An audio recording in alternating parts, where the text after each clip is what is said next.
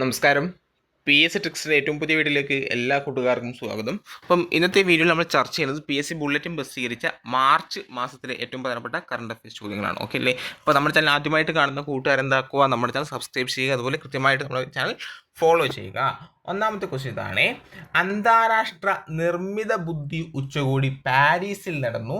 അടുത്ത AI ഉച്ചകോടിക്ക് India വേദിയാവും. അന്താരാഷ്ട്ര നിർമ്മിത ബുദ്ധി ഉച്ചകോടി എവിടെ നടന്നു? പാരീസിൽ നടന്നു അല്ലേ? ഇനി അടുത്ത AI ഉച്ചകോടി എവിടെയാണ് വേദി ചോദിച്ചാൽ പറയണം, അത് ഇന്ത്യയാണ്. ഓക്കെ. ഇനി നെക്സ്റ്റ് നിശാഗന്ധി പുരസ്കാരമാണ് അല്ലേ? എന്താണ് നിശാഗന്ധി പുരസ്കാരം എന്ന് പറഞ്ഞാൽ? നൃത്തരംഗത്തെ സമഗ്ര സംഭാവനയ്ക്ക് സംസ്ഥാന വിനോദസഞ്ചാര വകുപ്പ് നൽകുന്ന നിശാഗന്ധി പുരസ്കാരം പ്രശസ്ത കഥക് കലാകാരൻ പണ്ഡിറ്റ് രാജേന്ദ്ര ഗംഗാനിക്ക് ലഭിച്ചു അല്ലേ? അപ്പം പണ്ഡിറ്റ് രാജേന്ദ്ര ഗംഗാനി ഏത് മേഖലയിൽ കഴിവ് തെളിയിച്ച വ്യക്തിയാണ്? കഥക് കലാകാരനായി പണ്ഡിറ്റ് രാജേന്ദ്ര ഗംഗാനി.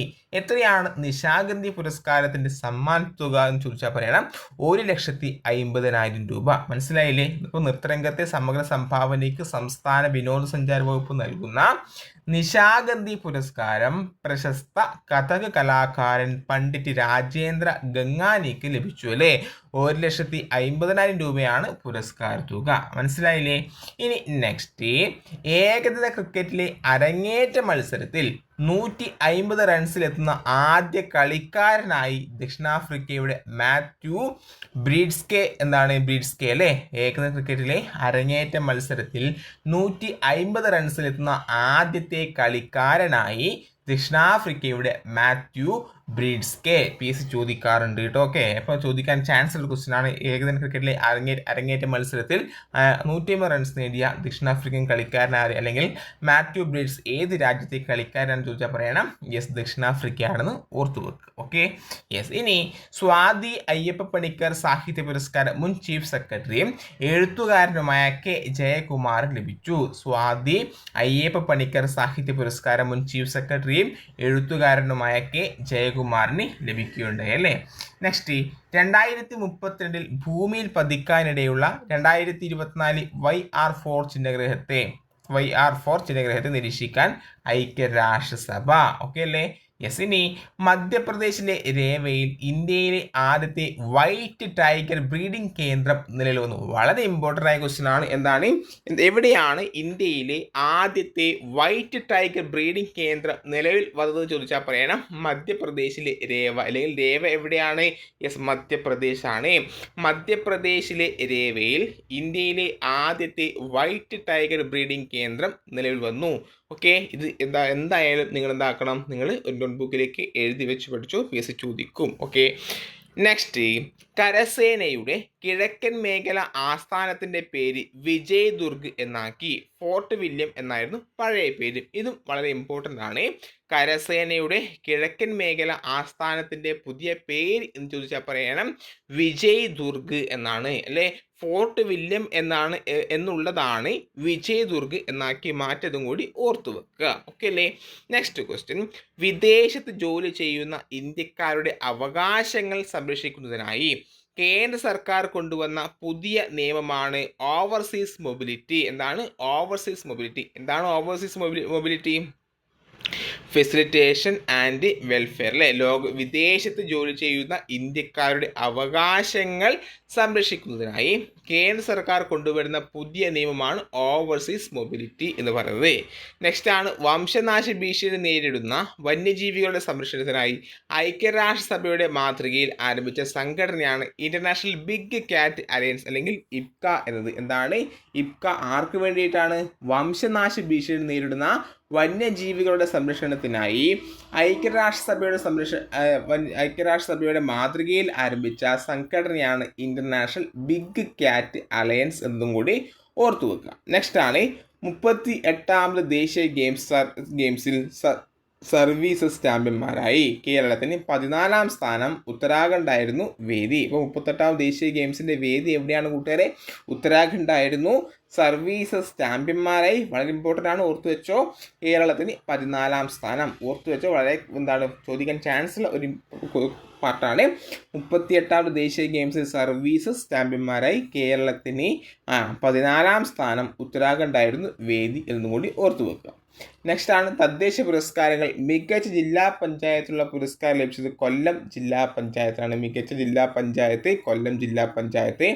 മികച്ച ബ്ലോക്ക് പഞ്ചായത്ത് ഏതാണ്? യെസ്, മലപ്പുറം ജില്ലയിലെ പെരുമ്പടപ്പാണ്. മികച്ച ബ്ലോക്ക് പഞ്ചായത്ത് മലപ്പുറം ജില്ലയിലെ പെരുമ്പടപ്പാണ്. എങ്കിൽ മികച്ച ഗ്രാമപഞ്ചായത്തുള്ള പുരസ്കാരം ലഭിച്ചത് എന്താണ്? കോട്ടയം ജില്ലയിലെ വെളിയന്നൂരാണ്. മികച്ച ഗ്രാമപഞ്ചായത്തുള്ള പുരസ്കാരം ലഭിച്ചത് കോട്ടയം ജില്ലയിലെ വെളിയന്നൂര്. മികച്ച കോർപ്പറേഷൻ ഏതാണ്? തിരുവനന്തപുരം കോർപ്പറേഷൻ. മികച്ച കോർപ്പറേഷൻ തിരുവനന്തപുരം കോർപ്പറേഷൻ. മികച്ച നഗരസഭ ഗുരുവായൂരാണ്. ഓർത്തു വെച്ചോ, PS ചോദിക്കാറുണ്ട്. ഇപ്പം തദ്ദേശ പുരസ്കാരങ്ങൾ നമ്മുടെ ഗവൺമെൻറ് പ്രഖ്യാപിച്ചു. മികച്ച ജില്ലാ പഞ്ചായത്തുള്ള പുരസ്കാരം ലഭിച്ചത് കൊല്ലം ജില്ലാ പഞ്ചായത്തിന്. മികച്ച ബ്ലോക്ക് പഞ്ചായത്ത് പെരുമ്പടപ്പ്. മികച്ച ഗ്രാമപഞ്ചായത്ത് വെളിയന്നൂർ കോട്ടയം. മികച്ച കോർപ്പറേഷൻ തിരുവനന്തപുരം. മികച്ച നഗരസഭ ഗുരുവായൂർ.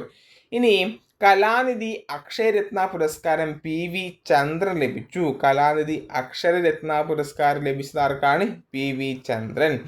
ഇന്ത്യൻ സ്നൂക്കർ ചാമ്പ്യൻഷിപ്പിൽ പങ്കജ് അദ്വാനി ജേതാവായി.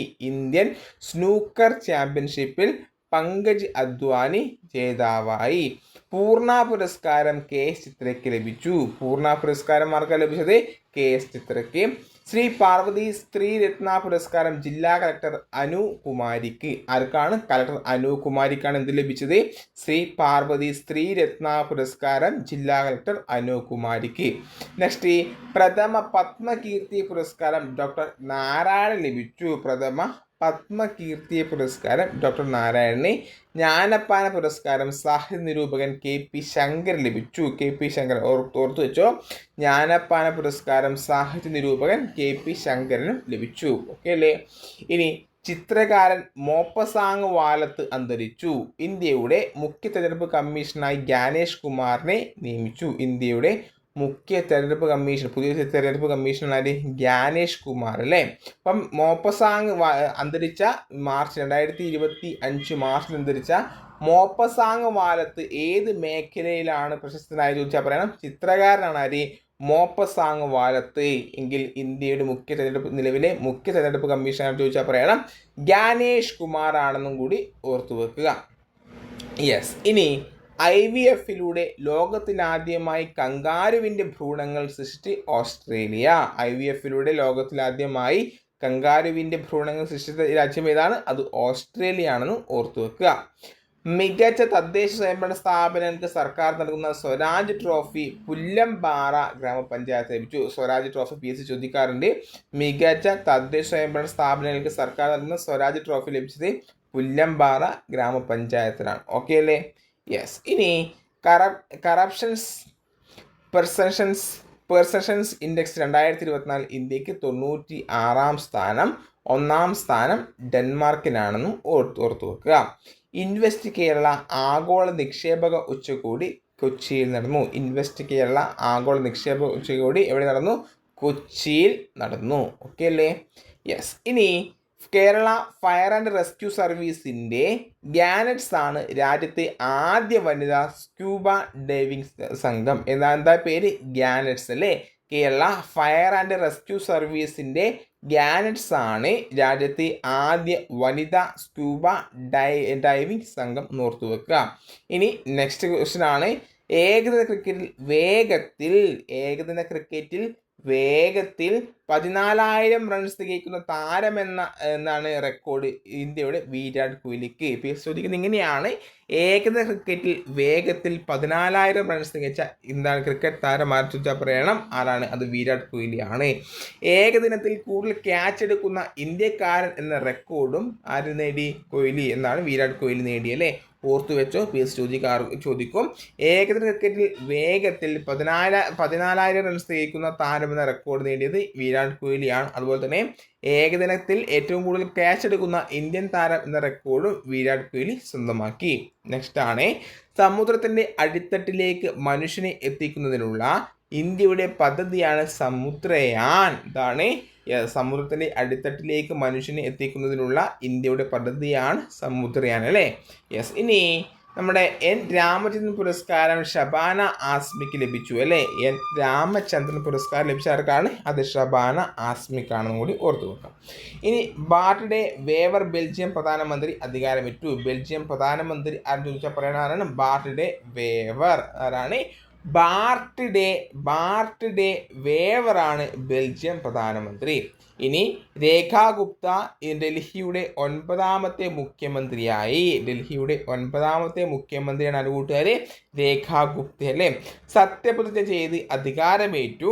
ഡൽഹിയുടെ 4ാം വനിതാ മുഖ്യമന്ത്രി കൂടിയാണ് ഇവർ. അപ്പം രേഖാ ഗുപ്ത ഡൽഹിയുടെ 9ാമത്തെ മുഖ്യമന്ത്രി, 4ാമത്തെ വനിത. ഓക്കെ അല്ലേ. അപ്പം 4 വനിതകൾ ആരൊക്കെയാണെന്നൊക്കെ നമ്മൾ കഴിഞ്ഞ ക്ലാസ്സിൽ നമ്മൾ എന്താണ് ഡിസ്കസ് ചെയ്തിരുന്നു. അത് കാണാത്ത കൂട്ടുകാർ അതൊക്കെ കൃത്യമായിട്ട് നോക്കുക. ഓക്കെ അല്ലേ. യെസ്. അപ്പം ഇത്രയും ചോദ്യങ്ങളാണ് മാർച്ചിൽ പാർട്ട് 1 നിങ്ങളുമായി ചർച്ച ചെയ്തത്. പാർട്ട് 2 വരും ദിവസങ്ങളിൽ എന്താക്കാം? SPSC ബുള്ളറ്റിൻ്റെ പാർട്ട് 2 വരും ദിവസങ്ങളിൽ അപ്ലോഡ് ചെയ്യാം. ഓക്കെ. ഇനി വീണ്ടും മറ്റൊരു ക്ലാസ്സിൽ വീണ്ടും കാണുന്നവരെ ബൈ ബൈ. C U.